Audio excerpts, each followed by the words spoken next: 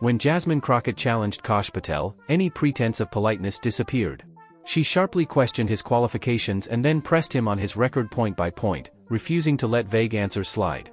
This didn't feel like a routine hearing, it felt like a full-on political reckoning, the kind that exposes the tension, distrust, and frustration simmering beneath the surface. There has been so much today, and I truly don't know where to start. So I'm just going to make sure that we start off with a few facts.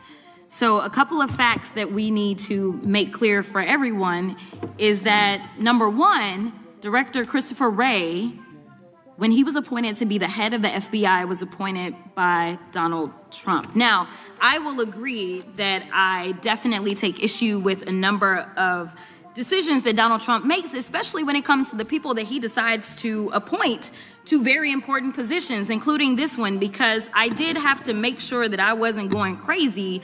But when I say that you are the least qualified FBI director in the history of the FBI, that is real, because you are the only one that never even served with the FBI prior to joining, yet we are supposed to believe that you are the greatest thing since sliced bread. I didn't ask you a question.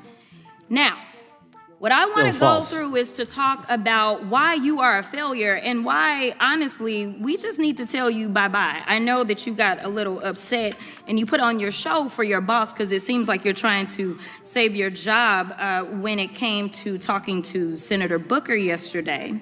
But let's go through some of your failures.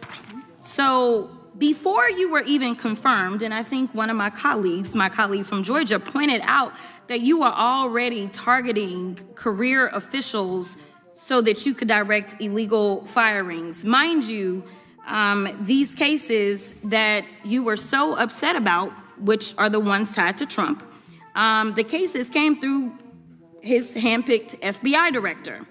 And frankly, when people sit around and say things like, oh, you know, we're happy because now we feel safe. I don't know who feels safe in this country except for the white supremacists, because I specifically as a black woman definitely don't feel safe.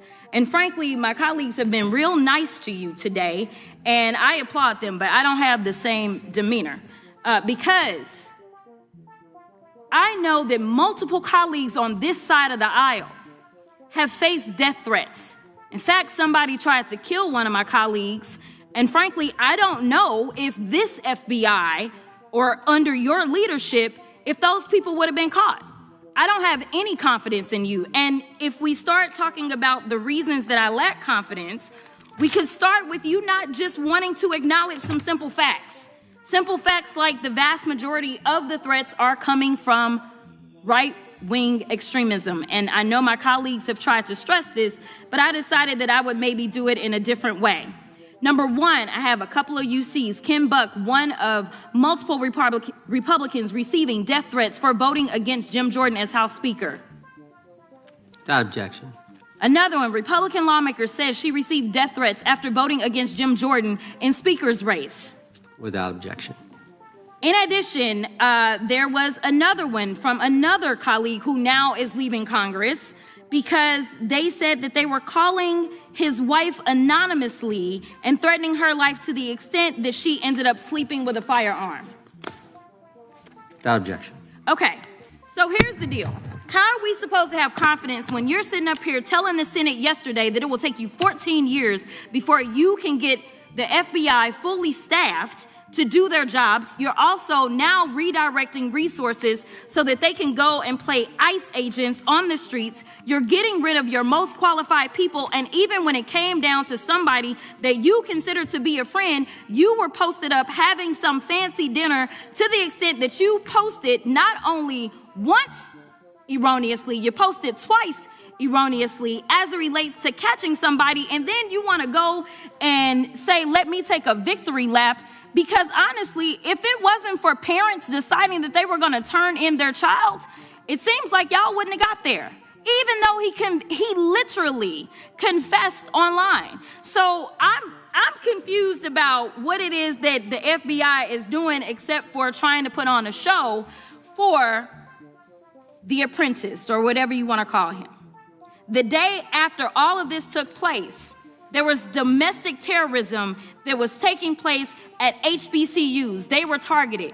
Yet I didn't hear anything from the FBI about what was going on. And again, black people kept saying, how did we end up in this? Because the numbers are so very clear that white supremacy is a problem.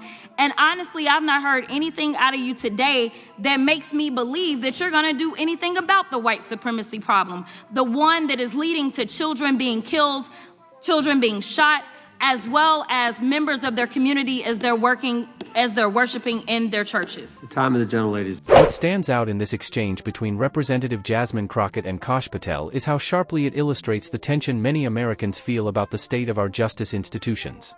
Crockett didn't simply challenge Patel, she forced a confrontation over competence, legitimacy, and accountability. From the start, she reframed the hearing around a deeper question: whether the public can trust the individuals leading key law enforcement agencies.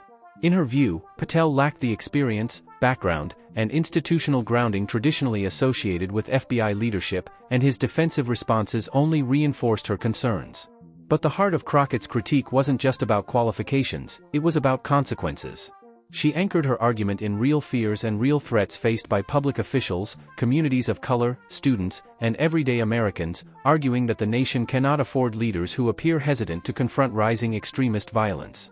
To her, the silence she perceived from Patel wasn't neutrality, it was a failure of leadership. And she connected that failure to what she sees as a broader trend during the Trump era: the sidelining of career experts, the reshaping of justice around political loyalty, and the elevation of officials whose alignment with an administration's ideology outweighed traditional professional credentials.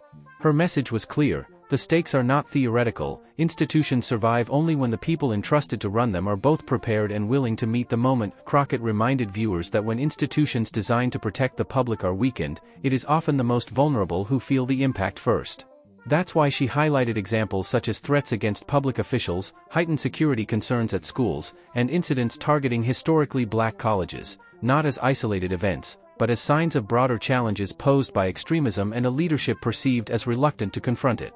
What Crockett emphasized, and what viewers need to grasp, is that this isn't solely about Kash Patel. It's about a perspective that treats public safety as performative, institutional integrity as optional, and accountability as politically inconvenient. Her critique suggested that Patel struggled to respond to certain questions without exposing broader systemic issues, and in doing so, she showcased the stakes of replacing professional expertise with political loyalty. This moment mattered because it illustrated what oversight in a democracy should look like: direct, uncompromising, and centered on the public's right to know whether those sworn to protect them are equipped and willing to do so. In a time when institutions face internal pressures, Crockett's approach demonstrates why paying attention, staying informed, and demanding transparency is not optional, it is essential.